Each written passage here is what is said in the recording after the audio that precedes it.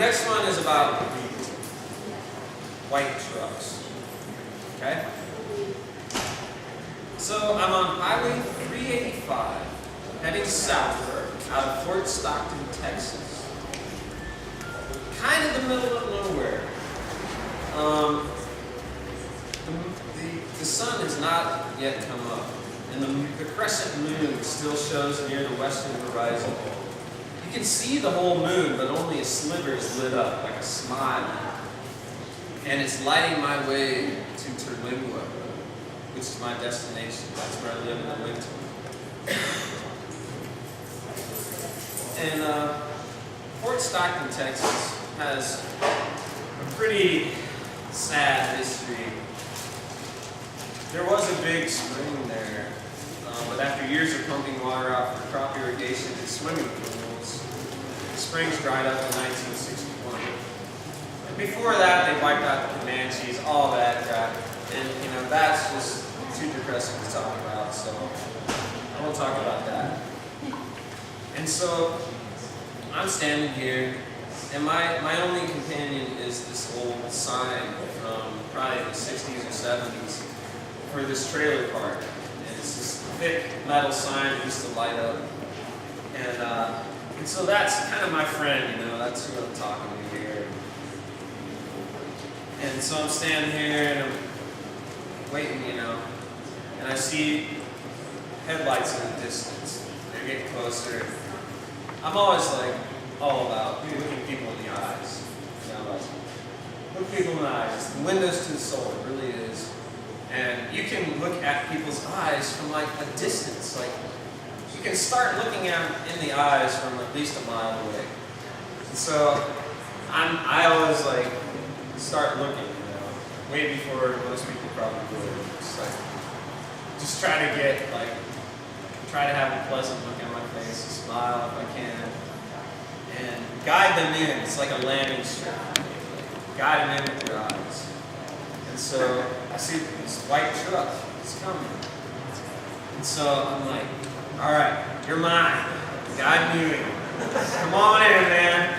We're in the middle of nowhere, Texas. Come on, man. I got a cowboy hat on. I'm good. I'm a good old boy. Come on. Guide me. All right. Thousands of people passing by. That's no problem. So I see another vehicle coming in the distance. All right, got him in. Come on. Howdy. Come on in. Come on, pick me up.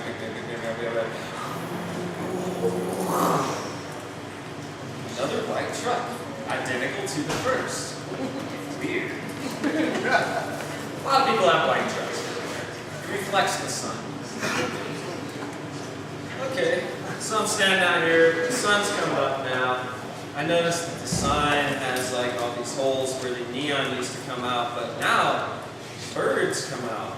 And it's like this birdhouse. All this community of birds is living in this sun. And they're coming in and out of the neon holes. And I'm like, oh, this is great. We got this little nice nature thing happening. I'm here. It's still pretty cool. It's starting to warm up. We're in Texas, It's still, it's October. And it's hot in Texas, southern Texas in October. It's still bloody hot. So I'm like, all right, I'll get a ride in no time. I'm in South Texas. It's good. Okay, here comes somebody. All right, got him in. Landing strip. You're going to pick me up. You are going to pick me up. You're going to pick me up. You're going to pick me up. Whoa. Mark is gay. Another white truck. Exactly like the other two. White trucks mean Mark It's is like a gay. white truck mimeograph machine out there somewhere, producing white truck after white truck. This is weird. Whatever. Okay. Still hitching. White truck. Oh. White truck. Oh. White truck! What the hell? I'm like, oh my god. And I started to notice there's this little symbol on the side of the truck. And it's this little like a hammer and a sickle kind of looking thing, and I'm like, uh-oh, mining company. There's an oil drilling. I figure out there's an oil drilling operation down the road. These guys are working there. And when you're working for an oil drilling operation, you're not going to pick up a hitchhiker. That would be against company policy, I assume. And so I'm like standing here just watching all these white trucks. There's other cars, but it's mainly white trucks. And the hardest thing about watching white truck after white truck after white truck go by is that I know there's humans driving these things. There have to be humans driving them. And if we were like machines on the track, no problem. I can accept that as cold, emotionless behavior. It's a machine. However, there are men behind the wheels of each white truck, and I have to believe that some of them are struggling with the dilemma.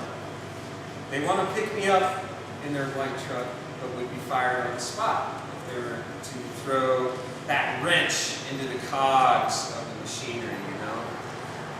It's the monkey wrench thing, you know? I'm the monkey wrench. They can't pick up that wrench. They can't grasp it. So I'm just like, it's getting really hot, and my water is starting to like get low. Speaking of, just take a drink of water. It's the elixir of life. Here's some water. Everyone, raise your glasses if you have them. Everyone should have water on them at all times, by the way. What happens if you The future wars will be fought over water. Amen. Over the top of it. Just hover. No. Water is a big deal in my life. I live in a place like this, so I think about water a lot, and more people should. And so, it's this bottle that I have with me. And it's getting low and it's hot, and I'm like trying to ration it out, and it's getting low, but you know, I'm standing there and realizing I'm in no dire straits. You know, like I can walk back into town, I have a credit card, I can go charge a meal, get some food. I'm not that bad off. And so, whatever. It's a huge reassurance, and I realize like I'm privileged. I'm a privileged person out here hitchhiking. It's kind of an irony, you know. But what I realize also is there's these cars going the opposite way that I want to go. And at first I was ignoring them, but then I realized, man, there's a consistency here. All these people are Mexican. This is the Mexican part of town over here where there used to be a trailer park.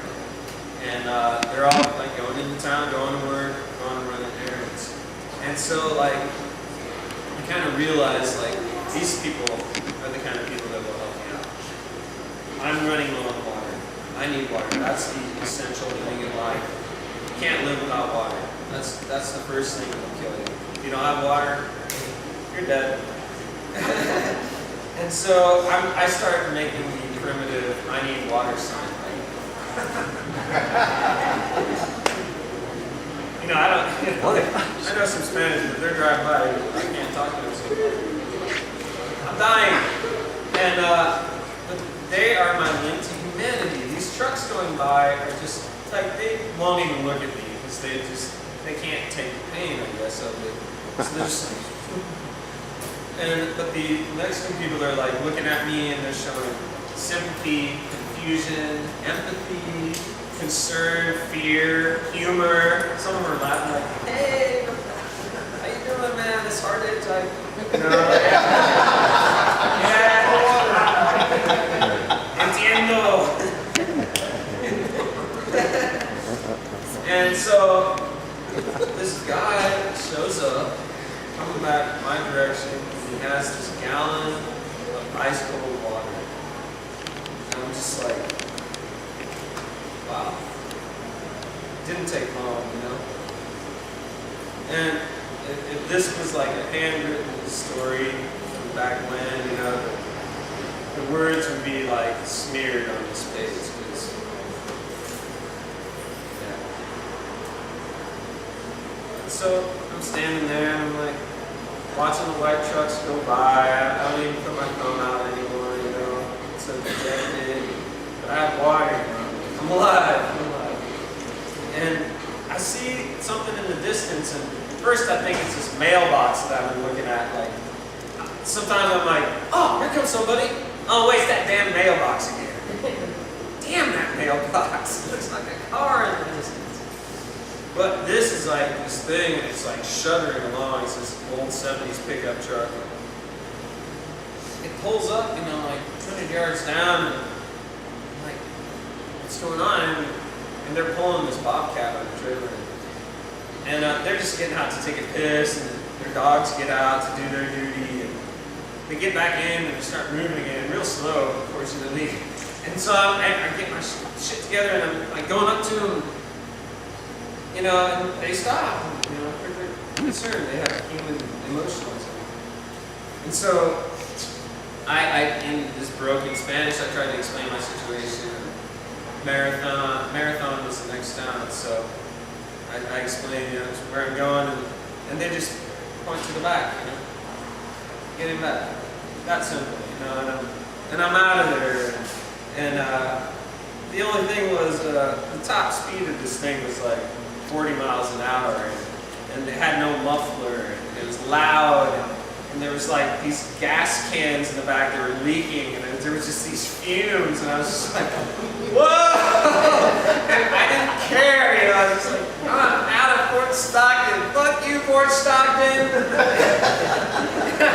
Yeah, I'm free! And so, I keep hearing these like horns and accordions and percussions of this cumbia music coming from the cab, and I was like, yeah, cumbia, all right. And then the driver stops and he lets off the gas, and I'm like, oh wait, that was just the truck making the squeaks and growls and grunts. I thought it was cumbia music. It was just the truck. And so, but it was music to my ears, you know.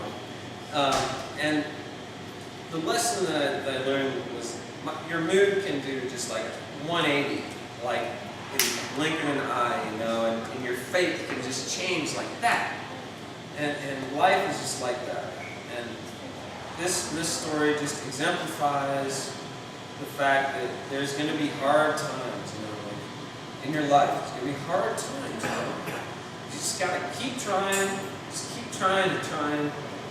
Don't give up, and you will succeed eventually. So that is the lesson I learned from the white trucks. Cheers.